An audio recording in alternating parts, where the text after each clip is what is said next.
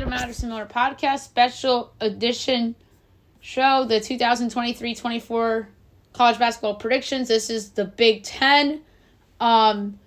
Really, really interesting conference. A lot of decent teams, a lot of questions. So without further ado, here we go. So I have winning the Big Ten Conference, believe it or not, the Michigan State Spartans. I think Michigan State takes this one over Purdue.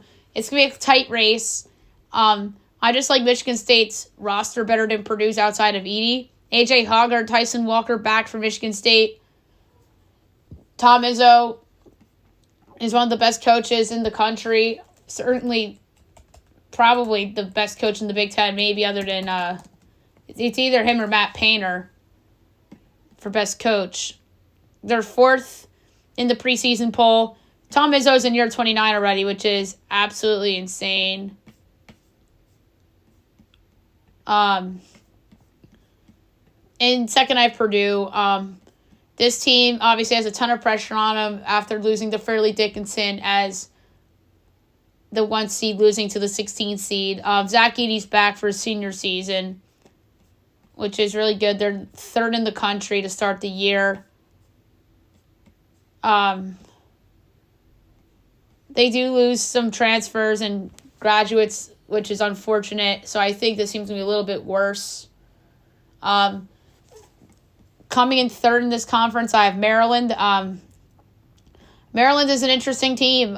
They have some good talent. Jameer Young, Julian Reese, Kevin Willard, year 2. But they do lose a lot of transfers. But they do get some other transfers coming in, which is good. Coming in fourth, I have Illinois. They're 25th in the preseason poll. Brad Underwood in year 7, amazingly enough. They lose Matt Meyer, which is a big deal. But they still have Terrence Shannon, who's a grad student, which is good for them. Fifth, I have Wisconsin. Wisconsin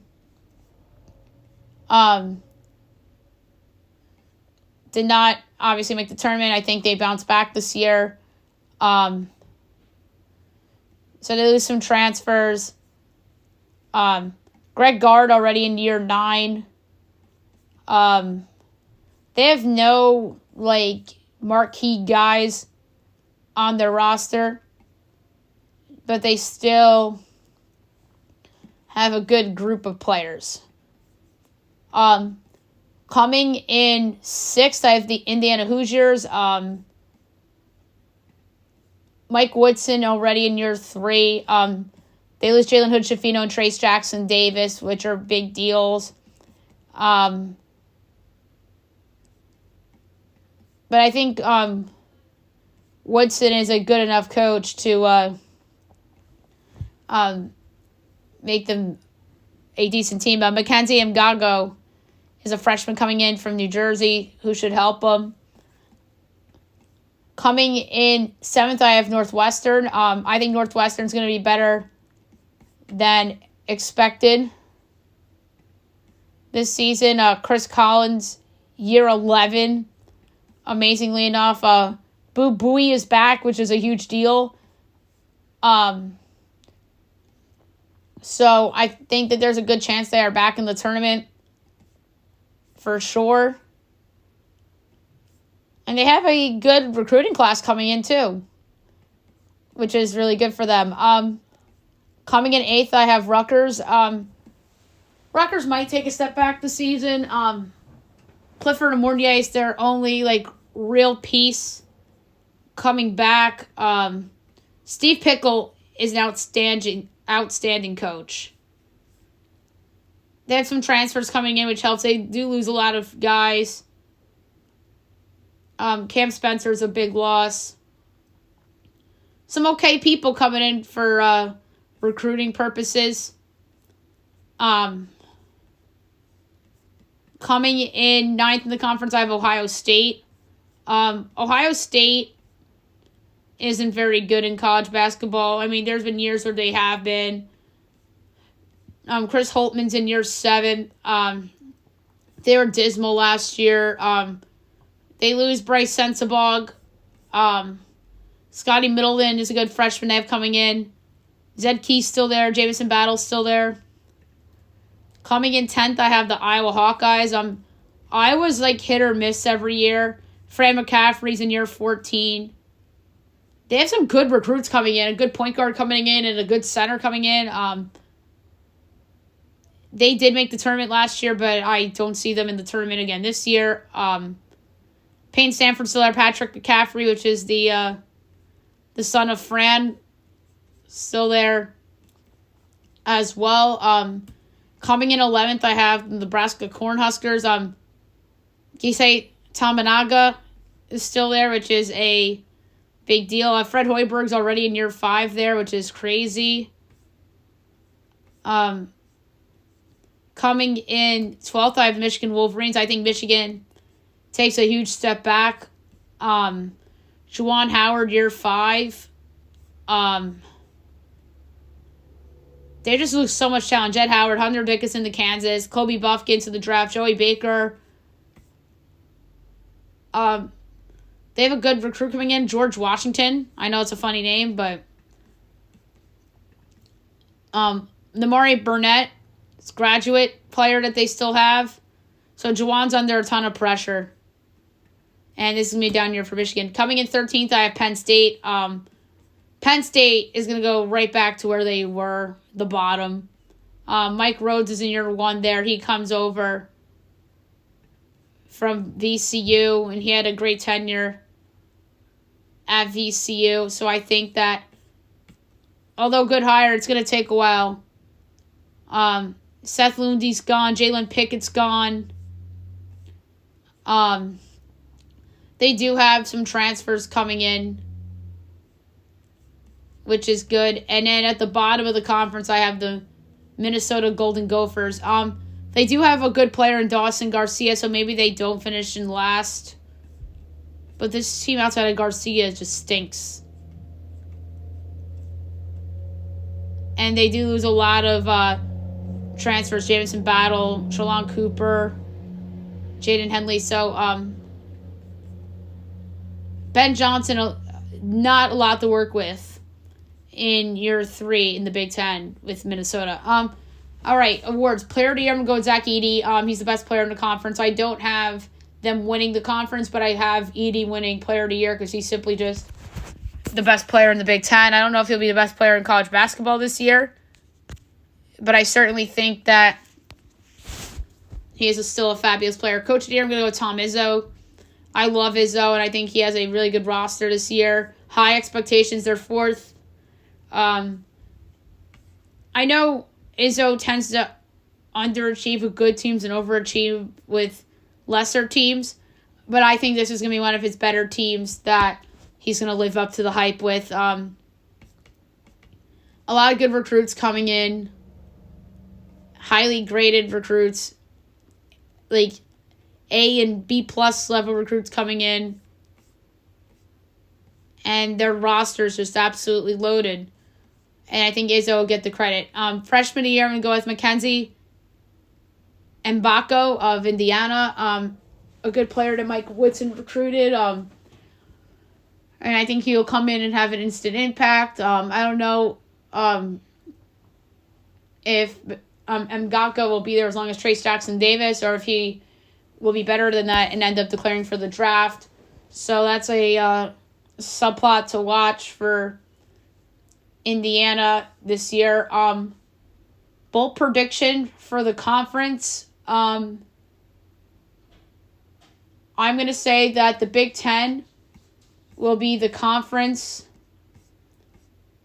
with the most tournament teams. I have them with 8 tournament teams: Michigan State, Purdue, Maryland, Illinois, Wisconsin, Indiana, Northwestern, and Rutgers. I think Ohio State, Iowa, Nebraska will be NIT. Michigan's going to be a mess. I think they are probably going to be like the Kentucky, North Carolina this year, except with less talent. And more North Carolina because Kentucky actually made the tournament. But I think Michigan's going to be a very big disappointment. Penn State's going to take a big step back after losing some key guys on their coach. They're rebuilding, and then Minnesota's just bad. And I think the coach most likely to get fired might be Ben Johnson, even though he's in year 3, but Minnesota's a dysfunctional program. I could see it being Hoiberg at Nebraska. I can see it being Chris Collins if they're bad and they don't even make the NIT. I could see it being Greg Gard if they're not in a bounce-back situation. So, a lot of variance here with some Big Ten coaches here. And then, most likely to leave for another job, I'm going to say Steve Peichel at Rutgers. I could see him trying to get to a larger job potentially, which would not be good for Rutgers because they became relevant because he showed up and recruited his ass off, and now Rutgers is a relevant basketball program in the state of New Jersey. So, for somebody that follows the Rutgers program pretty closely, I'm not a fan of, they're not my favorite team I root for in college basketball. I don't have a favorite college basketball team, and same for college football, but because of the local aspect, I follow them in state. I follow them pretty closely, and it would be just catastrophic if they lost Steve Peichel, for sure. So futures for this league. Purdue's the favorite plus 160, Michigan State's plus 290, Maryland's 850, Illinois 11-1, Ohio State, Indiana, Wisconsin, each 15-1, Iowa's 25-1, Northwestern's 30-1, Nebraska's 35-1, Michigan's 40, Penn State's 50, and Minnesota's a whopping 250-1. I just want to look up what Rutgers is real quick.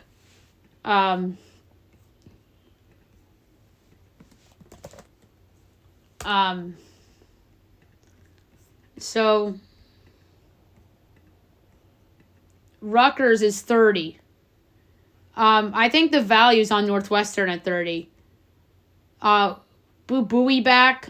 Good coach in Chris Collins. I know there's value on Rutgers at 30-1 also.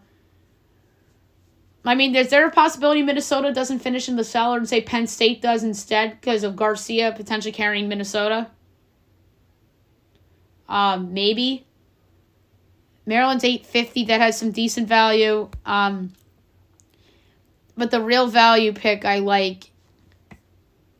Even Illinois at 11 is pretty good, but Northwestern and Rutgers each at 30. But I would have to say Northwestern because I cannot bet on Rutgers here in the state of New Jersey, unfortunately. Other subplots to watch in this league. We talked about Purdue and can they recover from losing to a 16 seed. We saw Virginia do it in the 2018-19 season. So let's see if Purdue is able to do what Virginia did. Like I said earlier, bounce back team Wisconsin. Two teams I think are going to take a step back, Michigan and Penn State. Michigan State I think wins the league over Purdue because of talent. And to me, Purdue's just a one-man show with Edie. And we talked about like coaches and whatnot, so we're pretty much set with the Big Ten. Should be a fun year in the league. Next up will be the Big 12.